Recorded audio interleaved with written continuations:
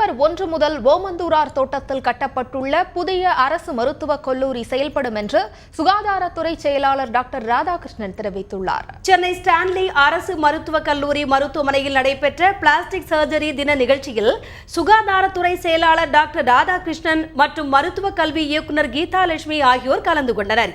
பின்னர் செய்தியாளர்களிடம் பேசிய சுகாதாரத்துறை செயலாளர் ராதாகிருஷ்ணன், கடந்த 4 ஆண்டுகளில் மருத்துவ படிப்புகளுக்கு 710 இடங்கள் அதிகரிக்கப்பட்டுள்ளதாக கூறினார். சென்னையில் புதிய மருத்துவக் கல்லூரி செப்டம்பர் 1 முதல் செயல்பட தொடங்கும் என்றும் அவர் தெரிவித்தார். ஓமந்தூரார் நம்ம தமிழக முதல்வர் எடுத்த முயற்சினால் நீங்கள் பார்த்துருப்பீங்க, கடந்த 4 ஆண்டில் 710 சீட்டு சுமார் 1945 சீட்ஸ்லேருந்து 2655 சீட்ஸ் வரைக்கும் நமக்கு கொண்டு வந்திருக்காங்க. இப்போ இந்த ஓமந்தூரார் பொறுத்தவரை மருத்துவ எம்சிஐயோட அப்ரூவல் இந்த ஆண்டு அனைத்து மருத்துவக் கல்லூரிகளோட சீட்ஸும் அப்ரூவல் வந்துடுது. ஓப்பனிங் ஆஃப் மெடிக்கல் காலேஜ் பொறுத்தவரை அது directorate of medical education September 1ஆம் தேதியிலேருந்து பண்ணுவாங்க. அது மாண்பு முதலமைச்சரோட ஒப்புதலுடன் அந்த நேரத்தில் அது தொடங்கப்படும்.